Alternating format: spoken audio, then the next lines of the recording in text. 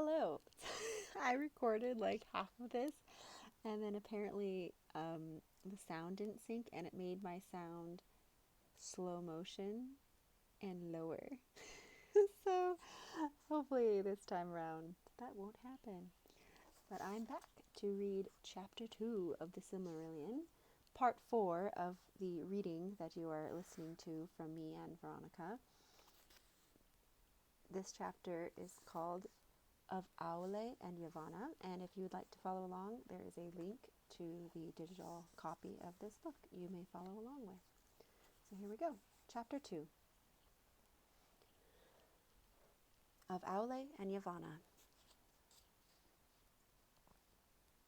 It is told that in their beginning the dwarves were made by Aule in the darkness of Middle-earth, for so greatly did Aule desire the coming of the children, to have learners to whom he could teach his lore and his crafts, that he was unwilling to await the fulfillment of the designs of Iluvatar. And Aule made the dwarves even as they still are, because the forms of the children who were to come were unclear to his mind, and because the power of Melkor was yet over the earth, and he wished therefore that they should be strong and unyielding. But fearing that the other Valar might blame his work, he wrought in secret. And he made first the 7 fathers of the dwarves in a hall under the mountains in Middle-earth. Now Iluvatar knew what was done, and in the very hour that Aule's work was complete, and he was pleased, and began to instruct the dwarves in the speech that he had devised for them, Iluvatar spoke to him, and Aule heard his voice, and was silent. And the voice of Iluvatar said to him, Why hast thou done this? Why dost thou attempt a thing which thou knowest is beyond thy power and thy authority? For thou hast from me as a gift thy own being only, and no more, and therefore the creatures of thy hand and mind can live only by that being, moving when thou thinkest to move them, and if thy thought be elsewhere, standing idle. Is that thy desire? Then Aule answered, I did not desire such, lordship. I desired things other than I am, to love and to teach them, so that they too might perceive the beauty of Ea, which thou hast caused to be. For it seemed to me that there is great room in Arda for many things that might rejoice in it, yet it is for the most part empty still and dumb. And in my impatience I have fallen into folly.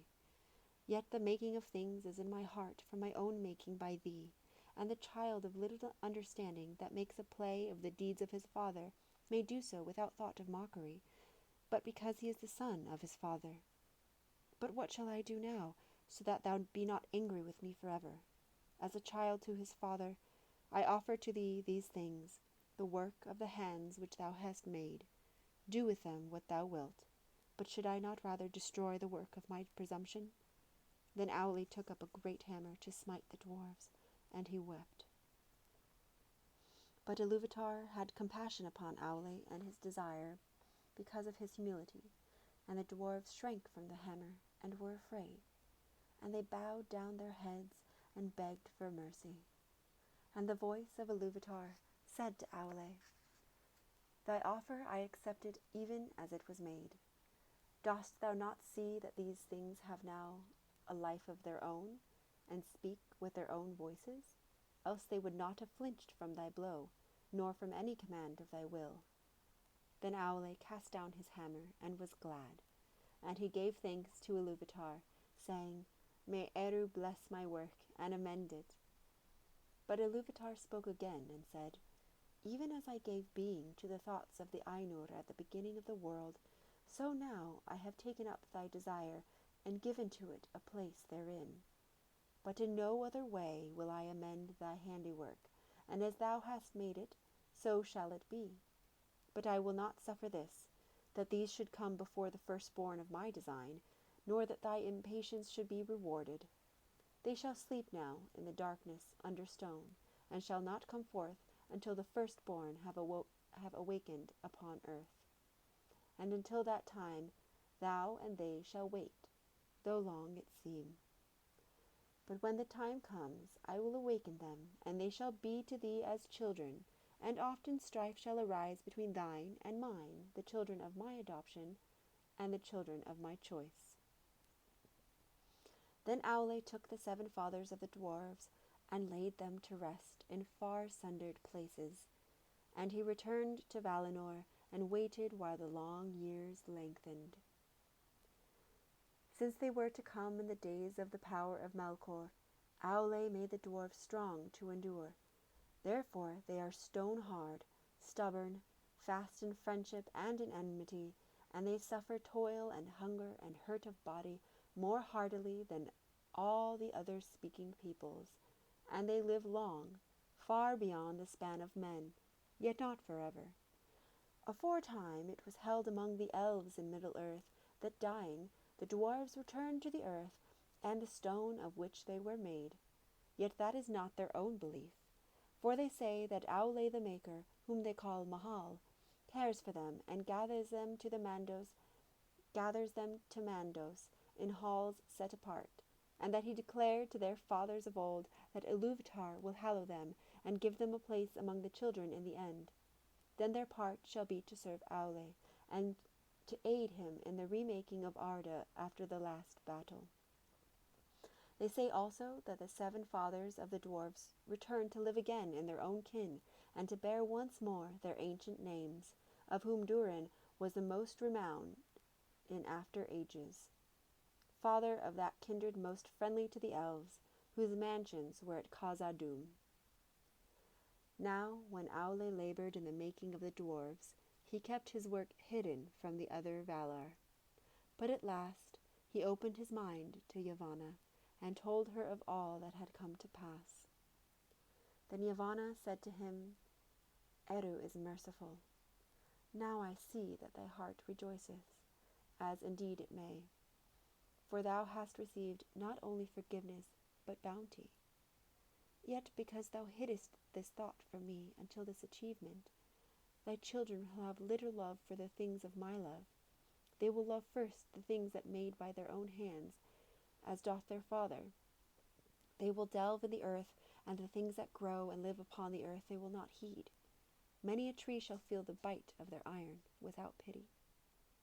But Aule answered, "That shall also be true of the children of Iluvatar, for they will eat and they will build.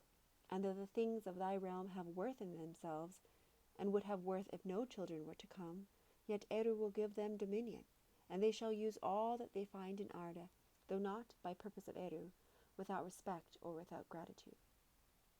"Not unless Melkor darken their hearts," said Yavanna, and she was not appeased, but grieved in her heart, fearing what might be done upon Middle-earth in days to come.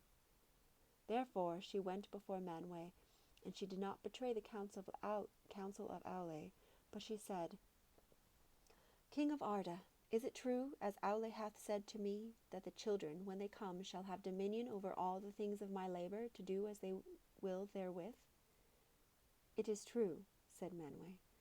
"But why dost thou ask? For thou hadst no need of the teaching of Aule." Then Yavanna was silent, and looked into her own thought, and she answered, "Because my heart is anxious, thinking of the days to come. All my works are dear to me. Is it not enough that Melkor should have marred so many?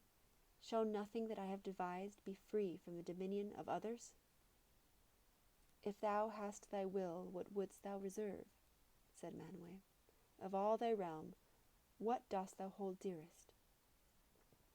"All have their worth," said Yavanna, "and each contributes to the worth of the others. But the Kelvar can flee or defend themselves, whereas the Olvar that grow cannot. And among these I hold trees dear. Long in the growing, swift shall they be in the felling, and unless they pay toll with fruit upon bough, little mourned in their passing. So I see in my thought, would that the trees might speak on behalf of all things that have roots, and punish those that wrong them." "This is a strange thought," said Manwë. "Yet it was in the song," said Yavanna. "For while thou wert in the heavens, and with Ulmo built the clouds and poured over the rains, I lifted up the branches of great trees to receive them, and some sang to Iluvatar amid the wind and the rain. Then Manwë sat silent, and the thought of Yavanna that she had put into his heart grew and unfolded, and it was beheld by Iluvatar. Then it seemed to Manwë that the song rose once more about him, and he heeded now many things therein, though he had not heard them, he had not heeded before.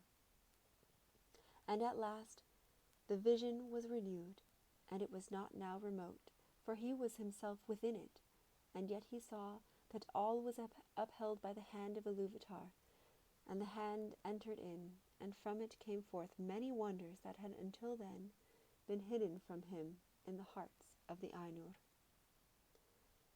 Then Manwë awoke, and he went down to Yavanna upon Azelohar, and he sat beside her beneath the 2 trees.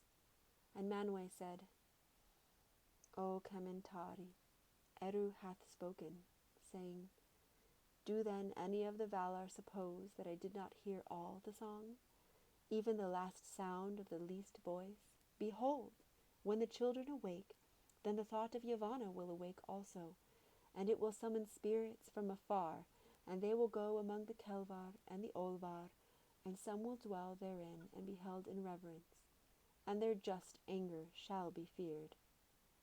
For a time, while the firstborn are in power, and while the secondborn are young. But dost thou not now remember, Kementari, that thy thoughts sang not always alone? Did not thy thought and mine meet also, so that we took wing together like great birds that soar above the clouds? That also shall come to be by the heed of Iluvatar, and before the children awake there shall go forth with wings like the wind the eagles of the lords of the west. Then Yavanna was glad, and she stood up, reaching her arms towards the heavens, and she said, High shall climb the trees of Kementari, that the eagles of the king may house therein. But Manwë rose also, and it seemed that he stood to such a height that his voice came down to Yavanna as from the paths of the winds. Nay, he said, only the trees of Aule will be tall enough.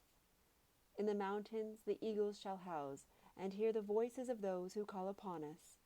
But in the forest shall walk the shepherds of the trees. Then Manwë and Yavanna parted for that time, and Yavanna returned to Aule, and he was in his smithy, pouring molten metal into a mold. Eru is bountiful, she said. Now let thy children beware, for there shall walk a power in the forest, whose wrath they will arouse at their peril. Nonetheless, they will have need of wood, said Aule, and he went on with his smith work. Cats are jumping around behind me, but that is the end of chapter 2. Up next, Veronica will be reading of the coming of the elves and the captivity of Melkor. I hope you enjoyed that, and I don't really feel like editing, so I apologize for the tongue-twisting mistakes I made. But anyway, I had fun reading that, and I hope you enjoyed listening. Bye!